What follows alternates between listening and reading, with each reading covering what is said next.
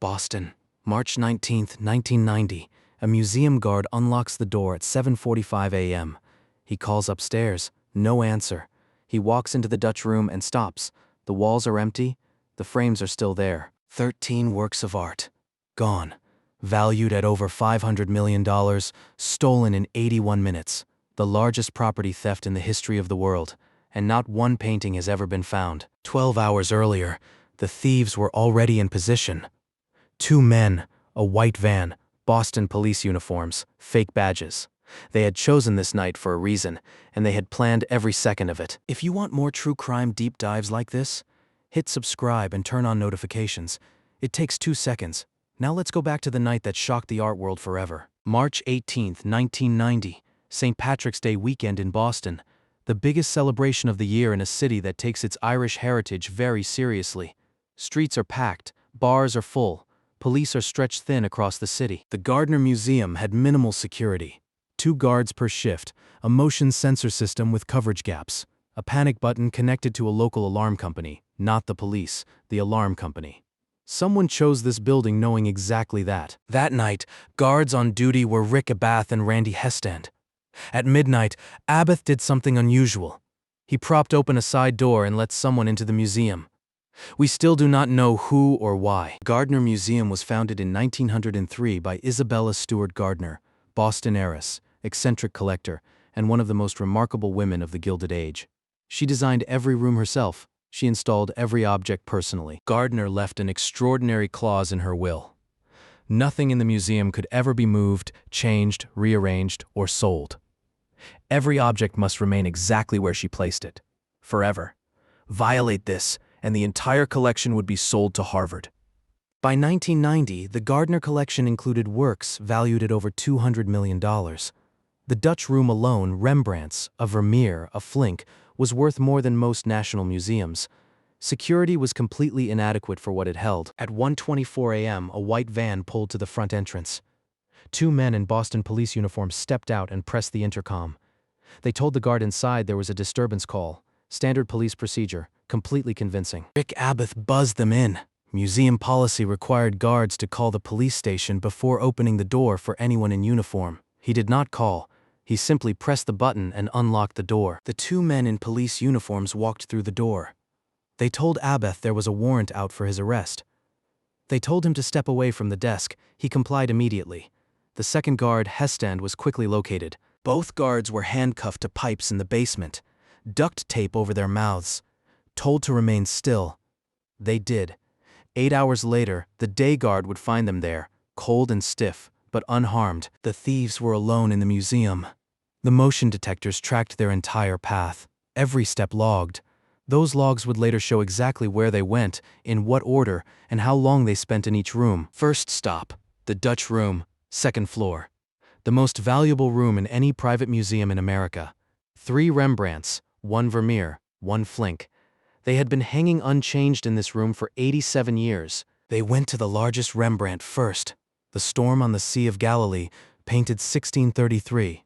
Rembrandt's only seascape, 160 centimeters tall. They cut it from its frame with a blade. They cut a lady and gentleman in black, another Rembrandt. They removed the small Rembrandt self-portrait etching.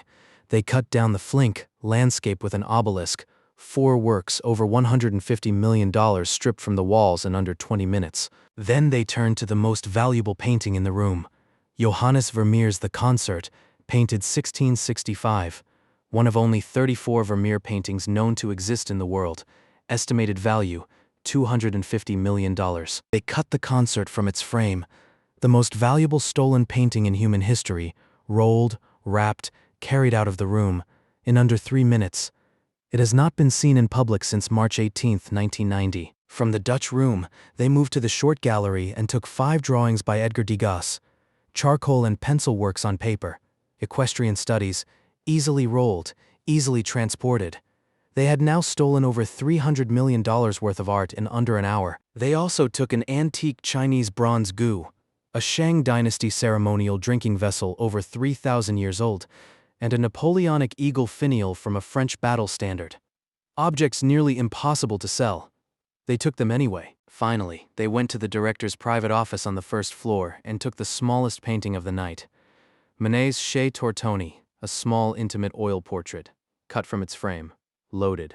At 2:45 a.m. they walked out. 13 works of art, stolen in 81 minutes. 2 Rembrandts, 1 Vermeer, 5 Degas, 1 Manet, 1 Flink, 1 Rembrandt etching, 1 Chinese bronze, 1 Napoleonic finial. Total value in today's estimation, over $500 million. At 2:45 a.m., the thieves walked out through the front entrance carrying rolled canvases and objects. They loaded the white van. They drove away, no witnesses, no pursuit, no police alarm. The street absorbed them completely. At 7:45 a.m., the day guard arrived and found the overnight guards missing. He searched. He found them handcuffed in the basement. He called the museum director. The director called the police. The police called the FBI. FBI agents from the Boston field office arrived within the hour. When they walked into the Dutch room, they saw what no investigator ever wants to see: empty frames, glass on the floor, wall outlines, and no forensic leads whatsoever. The crime scene was immediately compromised. Museum staff had walked through before FBI arrival. The guards had been left in the basement for 8 hours. The van was never captured on camera. The license plate, never recorded. News broke that morning. The art world reacted with disbelief. Within 24 hours, every major newspaper in America and Europe led with the story. The headline wrote itself, "The greatest art theft in human history." The FBI interviewed Rick Abath extensively. He gave inconsistent accounts of the night. He was never charged, but investigators never stopped looking at him. The shadow of suspicion over his midnight door propping never fully lifted in 34 years. The FBI's early theory: organized crime. The Boston mob. Stolen paintings are impossible to sell openly, too recognizable, too documented. The only buyers who could take them without questions were criminals using masterworks as collateral, as bargaining chips in the underground economy. The primary suspect who emerged was Bobby Donati, a Boston mob figure with an unusual interest in fine art. He had connections to the Patriarca crime family. He was seen near the museum in the days before the theft. He had the means, the motive, and the connections. Investigators also looked at the Boston Irish mob, and specifically at Whitey Bulger. But Bulger's FBI handler, Agent John Connolly, was secretly tipping Bulger off about investigations. The probe was undermined from within before it could begin. September 1991, Bobby Donati was found murdered in the trunk of a car in Revere, Massachusetts. The most promising Gardner suspect was dead. His killers were never identified. His secrets went with him. The FBI chased over 250 leads in the following decade. Tip lines, informants, undercover operations. Art dealers approached through intermediaries claiming access to the paintings. Every lead eventually collapsed. Not one brought investigators closer. The Gardner Museum did something no other institution had done. It kept the empty frames on the walls. Per Isabella Gardner's will, nothing could be changed. The frames stayed. They hang there today. 34 years of empty gold borders on crimson walls. By 1997, the museum offered $5 million for information leading to recovery of the art. In 2017, they raised it to $10 million, the largest reward ever offered for stolen property in history. In 2012, a reliable FBI informant told agents the paintings had been seen in Philadelphia, in the possession of people connected to the Philadelphia mob. Agents moved carefully. The lead evaporated before they could act on it. In 2013, the FBI made a public announcement for the first time. They named 2 primary suspects: Robert Gentile, a Connecticut mobster, and the deceased Bobby Donati. Neither had been charged with the original theft. Robert Gentile was searched multiple times. His home raided, his property excavated.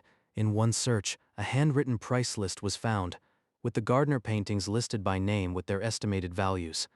Gentile denied everything. By 2020, 30 years had passed. The statutes of limitations on the original theft had expired. Under U.S. law, whoever now possessed the paintings could not be prosecuted for the original crime. Today, the FBI's art crime team still works the Gardner case, the largest active art theft investigation in American history. New leads in Europe, in the Middle East, in private collections. The paintings may still exist somewhere in the world, intact and hidden. The Gardner Museum offers full immunity from Massachusetts prosecution to anyone who returns the art. They want the paintings. No questions about who stole them. No state charges. Whoever has them can return them and walk away clean. The FBI believes the paintings still exist. Art is durable. A Rembrandt properly stored survives centuries. A Vermeer does not simply decompose. Someone, somewhere in the world may be looking at the concert right now, this week, today. What was lost that night is almost impossible to quantify. Vermeer's The Concert, one of 34 Vermeers in existence. The Storm on the Sea of Galilee, Rembrandt's only seascape unique and irreplaceable. Art the world cannot recreate. Visitors stand before the empty frames and stare. Tour guides explain what once hung there. Children ask why the frames are empty. The museum has chosen to live with the absence, to honor the loss rather than replace it. The Gardner heist changed museum security worldwide. Every major institution retrofitted after 1990.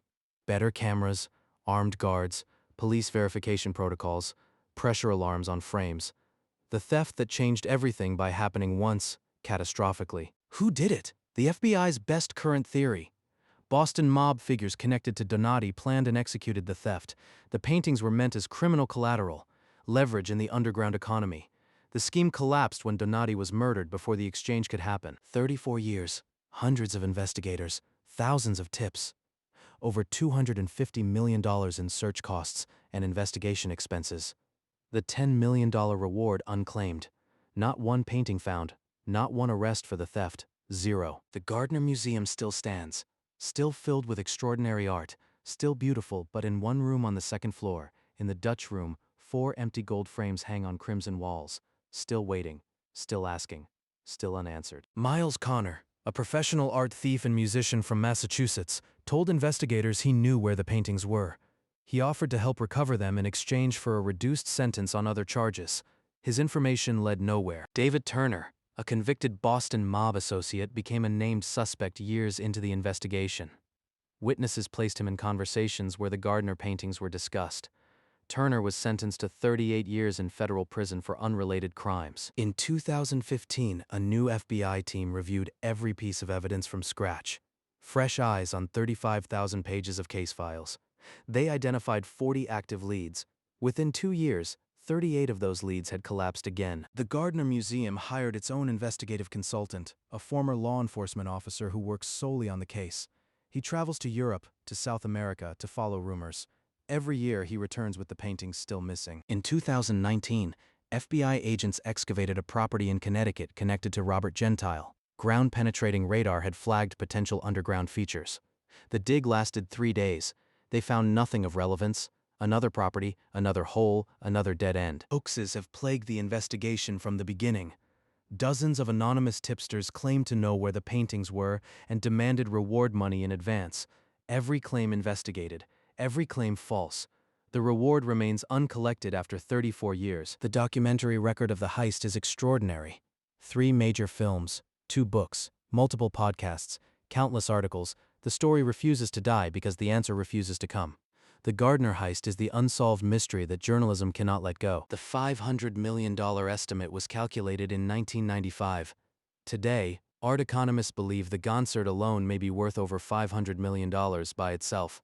The total loss has likely crossed $1 billion in current valuation. The FBI offers immunity from federal prosecution to anyone who returns the artwork. The Gardner Museum offers immunity from Massachusetts state prosecution. They also offer the $10 million reward. 3 separate guarantees. The paintings have still not come home. Rick Abath, the guard who buzzed the thieves in, became a musician after leaving the Gardner. He was interviewed many times over the decades. He consistently denied planning the theft. In 2015, he gave a lengthy on-record interview, and the questions remained unanswered. The Dutch Room today is perhaps the most affecting space in American museum culture. Visitors stand before the empty frames and feel something that no description can prepare them for. The absence is tangible. You can feel exactly what was taken from the world. The Gardner heist has never been closed. Officially, the FBI art crime team classifies it as an active investigation. Every agent assigned to art crime in New England is briefed on the Gardner case on their first day. If the paintings are returned tomorrow, the Gardner Museum has a plan. The frames are already there. The hooks are in place. The exact position of each work is documented. Within hours of return, they would be back on the walls where they belong. 2 men, Boston police uniforms, a white van, 81 minutes, $500 million, 34 years of nothing. The Isabella Stewart Gardner Museum heist remains the largest unsolved property theft in the history of the world. If this investigation kept you hooked, subscribe and hit the bell icon so you never miss another dark case. Like the video to help more people find the truth behind history's greatest unsolved crimes. The frames are still empty. The case is still open. We'll be here when the next answer comes.